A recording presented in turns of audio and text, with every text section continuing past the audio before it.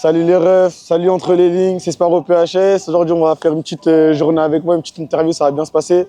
Juste là, 2 secondes, là, il y a un petit mariage, là, ça veut dire là, je vais couper ma musique. Mais vas-y, comme je suis pas un bâtard, je vais leur laisser ma chop. Tu vois, pour le caméraman, quand la mariée, elle va sortir. C'est géré.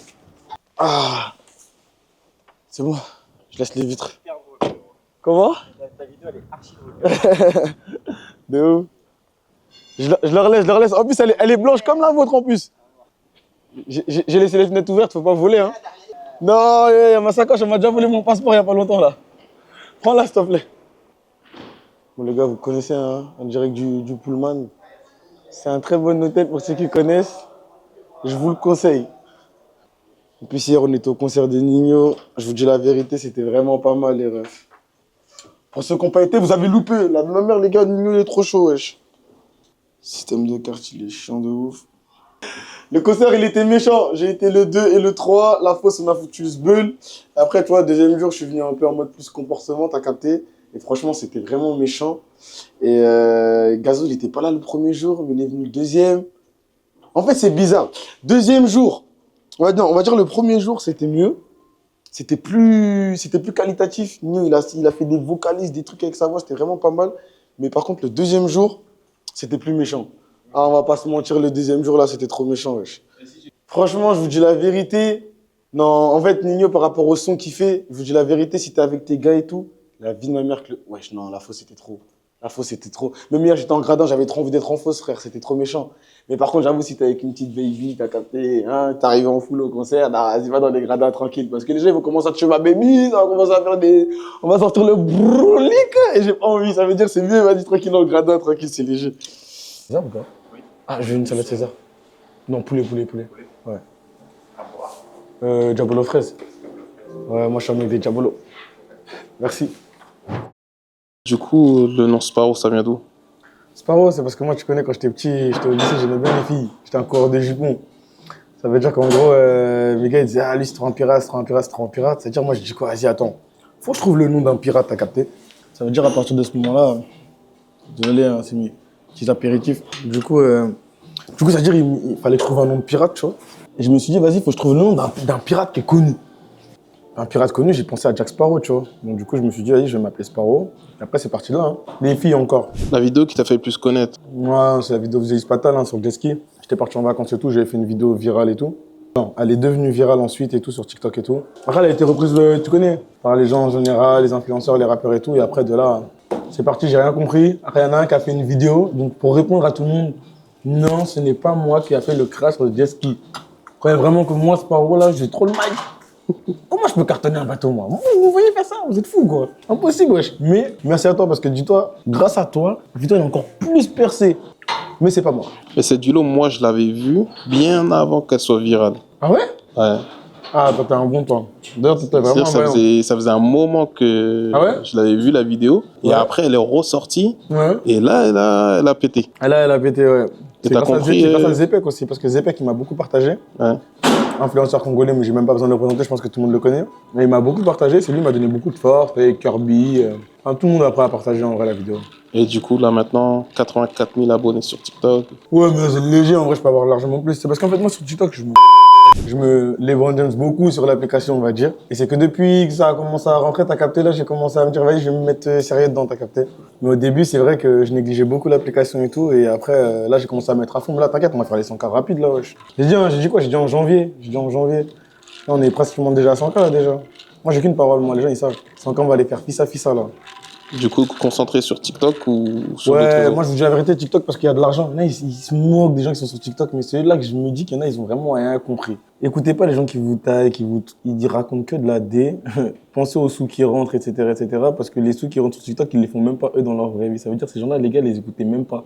Donc, moralité de l'histoire, si t'as envie de faire un truc, fais-le. Écoute pas les gens qui disent bah. Ils écoutent pas eux. Ils ont juste le seum parce qu'ils savent très bien que où tu vas aller là-bas, là, tu vas les dépasser et ils seront pas contents, frère. Dans tous les cas. Du coup, tu disais tu allais te concentrer sur les réseaux. C'est quel type de contenu que tu vas proposer? Moi, c'est simple, je vais faire du contenu que j'aime, hein, qui me représente. Ça veut dire le foot, le PSG, le rap, la musique. Je connais vite fait les femmes, vite fait. Mais là, j'ai décidé de les laisser tranquilles un peu parce que j'étais trop méchant. C'est-à-dire là, maintenant, j'essaie de faire du contenu un peu pisse. Parce qu'avant, j'étais trop sérieux. Mais là, tranquille. Si je devais te demander ton top 5 joueurs all-time, Au PSG? PSG.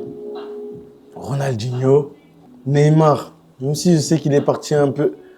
Gros, Neymar, frère. Pour moi, c'est le meilleur joueur qui est passé au PSG déjà. On va parler français. Après, maintenant, ils vont critiquer ce que je vais dire. Mes frères, Mbappé, pour moi, il a marqué le club. Voilà ce qu'il a fait au club, frère. Il a battu trop de records.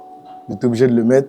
Ensuite, je dirais qui d'autre? Thiago Silva. Il a marqué son empreinte. Après, moi, je vais pas parler des joueurs que j'ai pas connus. J'étais petit, frère. Vas-y. Je vais pas faire le mec qui connaît trop les... Non. Je te parle de ce que j'ai vu de mes propres yeux, de ce que je connais. Pas de ce que j'ai entendu, de ce que les anciens, ils ont dit. Et je dirais Zlatan, je pense. Ouais, je dirais Zlatan, en vrai. Donne-moi tes 5 rappeurs préférés. Mes 5 rappeurs préférés? Déjà en 1, le GOAT. Nino de la Fontaine. Il a annoncé la fin de sa carrière au concert. Bref. Nino en 1. Après en 2, Koba. 3, Maes. 4, Leto.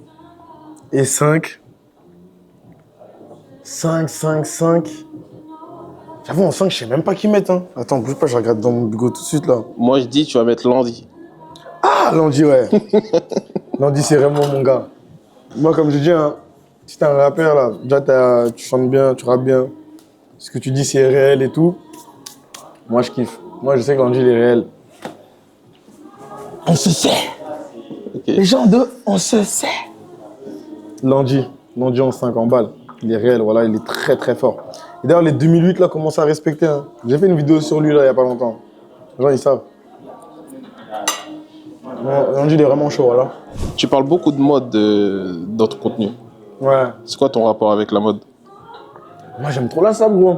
En fait, moi je suis sénégalais, Mandjak et tout, mais là je crois que je suis congolais. Je dois avoir des aînes congolais. Je sais pas mon daron qu'est-ce qu'il a traficoté. Hein, mais il y a un truc côté congolais chez moi, c'est sûr. J'aime trop la sable, gros. En fait, quand j'étais petit, déjà, j'aimais trop le luxe. C'est-à-dire, je faisais que du lèche-vitrine, j'allais dans les magasins, j'étais là, j'étais comme un fou. J'aimais trop ça.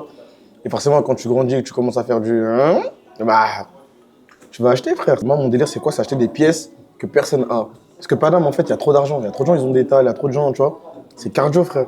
C'est-à-dire qu'il y a beaucoup de gens, ils ont des beaux habits, etc., Mais le mieux, en fait, c'est de réussir à se démarquer, tu vois, d'avoir des pièces que personne a. Et moi, c'est pour ça que maintenant, j'achète des pièces que... soit qui coûtent trop cher que les gens ne peuvent pas acheter, soit que personne a ou hyper rare, tu vois. Comme ça, on se dit, ah, ça, c'est le truc de Sparrow. Ça, moi, c'est ça le but. Je suis dans celle-là. Du coup, je peux te faire un quiz sur tes marques préférées? Ouais, vas-y. Go. LV, Valentino. LV à fond. Valentino, c'est éteint. Dior ou Chanel? Chanel, j'aime beaucoup, mais je dirais, je vais quand même garder Dior. Balenciaga, Dolce Gabbana. Balenciaga. Yves Saint Laurent, Prada. Ah, c'est chaud. Là, tu m'as posé une colle. Les deux, c'est de la frappe. Mais tous les flingueurs s'habillent en Prada. Et j'ai rien d'Yves Saint Laurent dans tous les cas, j'ai que du Prada. Yves Saint Laurent, c'est plus pour les baby. Tu dois acheter un sac à ta baby, Yves Saint Laurent. Mais pas n'importe laquelle. Hein. Fendi, Gucci. Gucci. Fendi, Asie, à part leur casquette, frère, c'est éteint. LV ou Prada? Aïe, mes deux marques. LV. Dior ou Gucci? Faut dire la vérité, Gucci, c'est devenu éteint. La vie de ma mère, non. Dior. Balenciaga ou Hermès? Hermès, large. LV ou Hermès? LV ou Hermès, aïe. Hermès, c'est quoi? C'est les sacs, tout ça. Mais après, non, LV. LV, il y a trop de trucs. Soit bagagerie, les sacs, les sacoches, les vêtements. Non, LV. LV, c'est trop fort, wesh. Dior ou LV? Aïe, là, tu me poses une colle de ouf. Parce que les deux, dans tout, ils sont chauds. Mais je vais quand même choisir LV.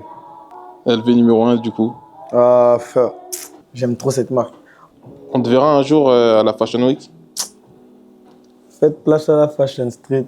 Pas d'honneur pour la photo de presse. Je vais te poser la question qui fâche. T'as porté les habits à qui pour fraîche? Les gars, je me le souhaite et j'espère vraiment que j'y serai un jour. Mais si tu vas, ce sera quel titre, tu penses? Ma marque de vêtements. J'aimerais bien un jour avec ma marque de vêtements qu'elle pète, là, c'est ce que je me souhaite. Et qu'elle soit portée par les plus grands. Et que j'habille tous les mecs ont ma mentale. Rich or nothing, riche ou rien, les gars. On est né pauvre, mais si tu meurs pauvre, ça c'est ton problème. Ça, c'est Gazo qui l'a dit. Il parle mal en interview, mais il a réussi à sortir une vraie phrase. T'es né pauvre, c'est une chose, mais si tu meurs pauvre, ça c'est un autre problème. Et ça c'est réel. Rich or nothing. Tu ferais quoi si tu avais 1 million d'euros là tout de suite? Je pense que j'investirais mon argent dans de la pierre. Je te mens pas, je me ferais beaucoup plaisir parce que je suis un mec qui aime bien dépenser. Mais après, ça va parce qu'en vrai de vrai, je suis beaucoup moins dépensé qu'avant. Et c'est vrai qu'on ne nous apprend pas à gérer notre argent. Et je pense que je vais faire aussi beaucoup de contenu sur ça de Sanana parce que moi, on va dire, je vais te parler en toute honnêteté. Ça fait depuis très peu de temps que je gère vraiment mon argent. Jusqu'à il y a encore peut-être 1 an, je dépensais à mort. Ça veut dire qu'en fait, je vivais bien. Les gens, ils voyaient à peu près à travers mon compte, etc. Mais j'avais pas d'argent coffré. J'avais pas beaucoup d'argent coffré. Ou soit je coffrais beaucoup pendant l'année. Et arrivé à l'été, bah, je pouvais claquer 10, 11 balles, 12 balles, 15 balles. Tu vois ce que je veux dire? Et je gérais mal mon argent. Et c'est depuis très peu là, j'ai réussi à me concentrer avec ma famille, etc. etc. Et maintenant, bah, j'arrive à coffrer, à mieux gérer mon argent. Ok, du coup, tu as déjà eu 100 000 euros? 100 000 euros? Je vais vous dire un truc, hein. Il y a beaucoup de mythos. Dehors, c'est chaud. Je vois beaucoup de gens, ils banalisent des sommes et tout, des 5 000, des 10 000 euros. C'est beaucoup d'argent. Moi, je banalise aucune somme. Malgré tout ce que vous pouvez voir et tout, je banalise aucune somme. Et je vous l'assure, hein, même 5 000 euros, il y en a plein, ils les ont même pas dans leur compte. Il y en a plein, ils jouent les riches, etc., etc. Mais ça, c'est faux. Et 100 000 euros à plat, je vous assure que c'est hyper dur à avoir. Juste 100 000 euros à plat dans ton compte que tu peux dépenser, c'est hyper dur à avoir. Et moi, je les ai jamais eus. Mon premier objectif, moi, déjà, c'était d'avoir les 5 chiffres. Une fois que j'ai eu les 5 chiffres, j'étais content, etc. Mais les 6, malheureusement, je les ai pas encore eus. Il y en a beaucoup, ils se demandent, bah voilà, vous avez la réponse. J'ai jamais eu 100 000 euros à plat. C'est dur, frère. Et dehors, les gars, je vous le dis, hein, mon conseil pour les jeunes qui me suivent, dehors, il n'y a vraiment rien à gratter. Là, je sais de quoi je vous parle. Dehors, il n'y a rien à gratter. Faites de l'argent dans le propre, il n'y a rien de mieux, les gars. Comme je le dis tout le temps, ceux qui font de l'argent dans le sale, ils vont peut-être prendre une longueur d'avance sur vous. Mais la vie, c'est une grande course, il faut être endurant. C'est-à-dire que peut-être ils vont prendre un peu d'avance sur toi, mais regarde pas le bateau des autres, ça sert à rien. Reste concentré sur tes objectifs à toi. T'inquiète pas, tu vas les rattraper, tu vas les éteindre plus tard. C'est rien ça. Concentrez-vous sur l'argent propre, l'argent sale, il n'y a rien à gratter dehors. Moi, je vous le dis, à part des peines de prison, tu vas galérer, on va t'envoyer des mandats pendant 2-3 mois, après c'est fini. Tu vas niquer ta coffrette en prison, les avocats et tout. Mais les gars, la vie de ma mère dehors, c'est la merde. C'est la merde dehors. C'est quoi ton lien avec ton quartier, ta ville? Bah moi, j'ai grandi à Évreux, le Mississippi. J'ai fait un clip pour représenter mon quartier parce que pour moi, c'était important de représenter là d'où je venais parce qu'il y a beaucoup de gens qui ne connaissent pas et tout. Après, ceux qui sont concentrés un minimum, ils savent. Mais il y en a beaucoup qui ne connaissaient pas, donc du coup, bah, j'ai essayé de mettre un peu la lumière sur ma ville, etc. et de montrer un peu comment ça se passe chez nous. On aime beaucoup la moto chez nous. Et voilà, hein, ma ville, voilà, il y a Ousmane Dembélé, il y a beaucoup de gens qui ont mis là aussi la lumière dessus. Il n'y a pas que moi, il y a des footeux, etc. Et voilà quoi. De temps en temps, je repasse, j'y suis beaucoup moins qu'avant. Parce que ce soit mes partenariats, enfin mon boulot, etc., je suis beaucoup plus sur Paris. Mais j'essaie de repasser de temps en temps, voir mes frérots, mes zincs, ma famille, etc. Voilà, ma ville, c'est Évreux, c'est le Mississippi. C'est là où j'ai grandi et j'en suis fier. Alors, Sparrow, c'est quoi tes projets à venir, que ce soit sur les réseaux? J'ai beaucoup envie de faire du contenu, beaucoup sur le foot et continuer mon contenu sur la musique. Faire le tour des stades. J'ai fait les ambiances aussi. Par exemple, j'ai fait la différence entre les ambiances à Marseille et à Paris. J'ai comparé l'ambiance des 2 stades, etc., etc. C'est un contenu qui a été apprécié et tout, donc pourquoi pas continuer là-dessus. Les débats en particulier sur les actualités. Et après, surtout développer ma marque de vêtements. Et ça va bien se passer, hein. On peut que me souhaiter que mes projets aboutissent et que ma marque elle peut être le plus possible. Que de la réussite. Merci, mon frère. Est-ce que tu as un message à transmettre? Moi, si j'ai un message à transmettre, c'est croyez en vous, écoutez pas les rageux, entourez-vous bien parce que l'entourage, c'est ce qui va faire que vous pouvez réussir ou votre entourage peut vous mener à l'échec complètement. Évitez l'argent sale, je vous dis la vérité, il n'y a vraiment rien à gratter dedans, je vous dis la vérité, à part une montagne de problèmes et une fatigue mentale constante, c'est horrible. Ça veut dire concentrez-vous dans le propre, il n'y a rien de mieux et croyez en vous. Puis voilà. Hein. Merci pour ton temps. On est ensemble, la famille.